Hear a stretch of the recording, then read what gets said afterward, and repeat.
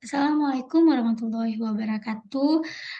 Kami ucapkan selamat pagi kepada Bapak Ibu, tim reviewer penelitian PNPB tahun 2022 lingkungan Universitas Negeri Padang. Izinkan saya Yularti SME selaku Ketua Tim Peneliti dengan skema penelitian dosen pemula yang beranggotakan Hidayatul Fajri SAPMTA, Pratiwinur Habibi SOS MSC, dan dua anggota dari mahasiswa yaitu Oktavi Rahayu dan Nadia. Izinkan kami mempresentasikan laporan kemajuan terkait penelitian kami yang berjudul Pengukuran Keberlanjutan Sustainable Development Regional SDR di Provinsi Sumatera Barat.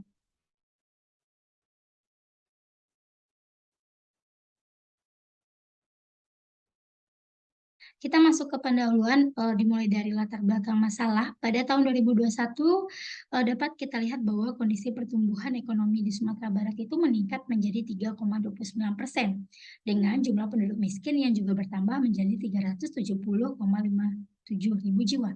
Hal ini menunjukkan bahwa ternyata pertumbuhan ekonomi tidak semata-mata berdampak kepada kesejahteraan masyarakat. Nah, penelitian terdahulu juga menunjukkan bahwa meningkatnya laju pembangunan akan menghasilkan dampak negatif berupa menurunnya kualitas lingkungan hidup. Sebagai contoh saja dapat kita lihat ketika suatu wilayah, daerah atau kota itu menjadi daerah yang padat akan aktivitas ekonomi seperti industri atau perkantoran, maka dapat kita lihat bahwa permasalahan yang ada adalah seperti permasalahan kritis, polusi udara ataupun kemacetan. Nah, pembangunan berkelanjutan atau sustainable development disepakati oleh seluruh negara di dunia sebagai solusi yang tepat terhadap permasalahan pembangunan. Bahkan belakangan ini concern dari sustainable development tidak hanya mengarah pada permasalahan pembangunan secara global, tetapi juga dalam wilayah regional atau lokal. Tujuan dari penelitian ini adalah untuk memperoleh indikator yang lebih ringkas yang dapat menjelaskan indikator pembangunan berkelanjutan yang lebih efisien. Kemudian menganalisis pembangunan berkelanjutan dalam wilayah regional atau kabupaten kota di Provinsi Sumatera Barat. Urgensi dari penelitian ini adalah dengan dikeluarkannya Peraturan Gubernur Nomor 49 Tahun 2018 tentang RAD SDGs Provinsi Sumatera Barat.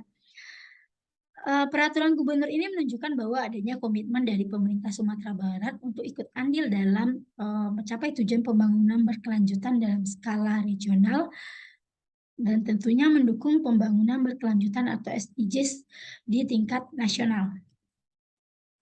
Untuk tinjauan pustaka di sini kami dalam presentasi ini kami hanya menyajikan dua penelitian terdahulu, yaitu ada dari Fauzi yang dalam penelitiannya menyimpulkan bahwa keseimbangan pembangunan antar dimensi ekonomi, sosial, dan lingkungan itu sangat dibutuhkan dalam pembangunan berkelanjutan.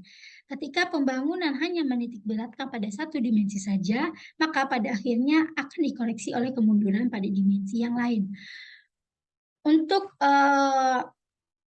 penelitian pada pembangunan berkelanjutan di wilayah regional dapat kita lihat pada penelitian Niken tentang implementasi pembangunan berkelanjutan di Provinsi Jawa Timur, di mana hasil penelitian menunjukkan bahwa ternyata pembangunan di Jawa Timur belum sampai pada pembangunan berkelanjutan. Oleh karena itu, rasanya tim merasa sangat diperlukan penelitian terkait analisis pembangunan berkelanjutan regional khususnya di wilayah Provinsi Sumatera Barat. Ini adalah roadmap dari penelitian yang di mana pada tahun 2020 peneliti telah melakukan penelitian terkait perencanaan pengembangan transportasi publik menuju transportasi yang berkelanjutan di Kota Padang.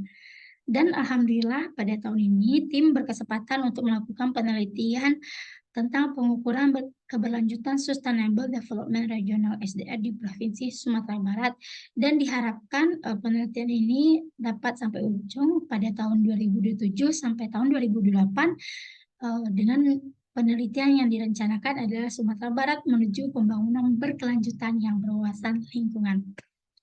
Metode dari penelitian ini adalah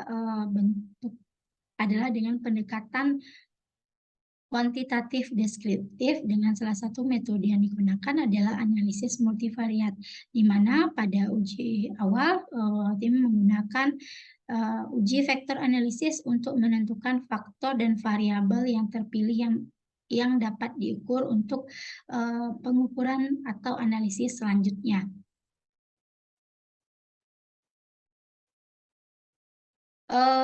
Lebih lengkapnya dapat dilihat bagaimana diagram alir dari proses penelitian ini, dimulai dengan studi dokumen terkait konteks analisis kebijakan, kemudian dilakukan identifikasi awal dengan mencari data terkait indikator pembangunan berkelanjutan yang di Provinsi Sumatera Barat tahun 2021. Data disesuaikan dengan penelitian terdahulu yang dimodifikasi, juga ketersediaan data. Nah, kemudian dilakukan uji vektor analisis dan didapatlah variabel yang terpilih. Nah, kemudian dilanjutkan kepada analisis selanjutnya untuk melakukan pengukuran keberlanjutan dengan menambah data indikator atau variabel terpilih dari analisis sebelumnya itu untuk 3-5 tahun terakhir, sehingga dapat diinterpretasikan hasil yang lebih mendalam. Adapun hasil dari luaran penelitian ini adalah terbitnya artikel pada Jurnal Nasional Terakreditasi Sinta 4. Hasil dan luaran penelitian. Identifikasi awal dirumuskan 20 indikator pembangunan berkelanjutan. Kemudian untuk uji identifikasi awal ini dilakukan uji vektor analisis dengan melihat nilai MSA atau Measure of Sampling Adequacy, di mana dari 20 indikator hanya 15 indikator yang dapat dijadikan variabel yang memadai untuk dianalisis lebih lanjut dengan ketentuan nilai MSA lebih besar dari 0,5. Ini adalah rangkuman dari indikator awal tujuan pembangunan berkelanjutan. Itu ada 20 indikator. Uji vektor analisis yang digunakan di sini adalah uji KMO dan Bartlett test, di mana nilai KMO dilihat adalah 0,93 atau lebih besar dari 0,50, dan nilai Bartlett dengan signifikasi 0,00 kecil dari 0,05. Hal ini menyimpulkan bahwa analisis vektor tepat digunakan untuk menyederhanakan kumpulan 15 variabel yang sudah terpilih. Kita masuk kepada pembentukan dan penentuan vektor.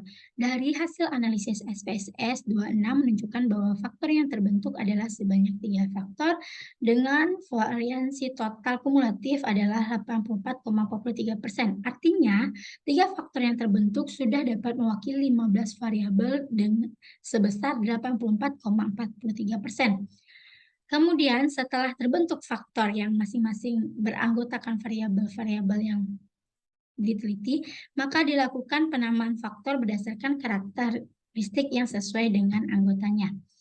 Adapun rencana dari kegiatan penelitian berikutnya adalah tanggal 3-14 Oktober, tim peneliti akan mengumpulkan data tambahan yang diperlukan, kemudian tanggal 17-22 Oktober mengolah data atau melakukan analisis lanjutan, kemudian pertemuan 1-31 Oktober tim akan melaksanakan mengerjakan penulisan artikel untuk mencapai luaran penelitian. Kemudian pada tanggal 14-30 November itu tim akan melakukan penulisan akhir hingga nanti laporan akhir submit.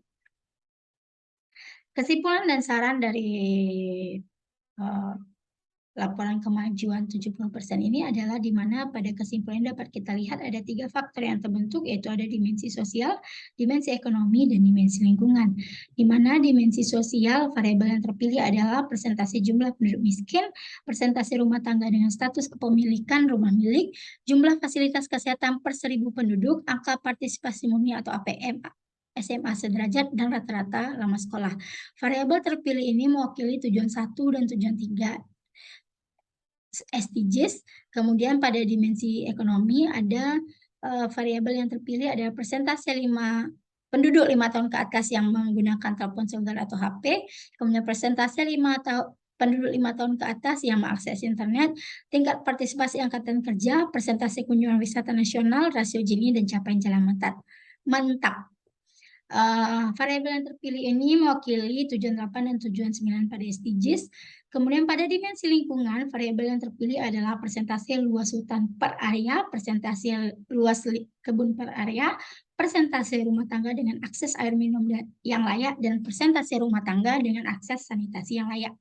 Variabel yang terpilih pada dimensi lingkungan ini adalah mewakili tujuan 6 dan tujuan 15 pada SDGs. Semua variabel yang 15 variabel yang terpilih ini adalah variabel yang telah lulus uji awal, yaitu uji analisis vektor.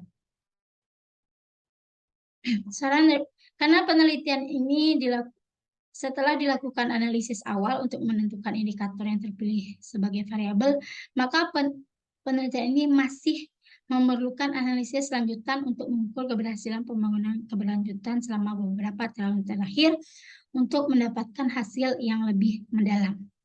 Demikian presentasi kami untuk laporan kemajuan yang telah kami laksanakan. Mohon maaf atas banyak salah dan kurang dalam penyampaian, dan terima kasih. Wabillahi taufiq wal hidayah. Wassalamualaikum warahmatullahi wabarakatuh.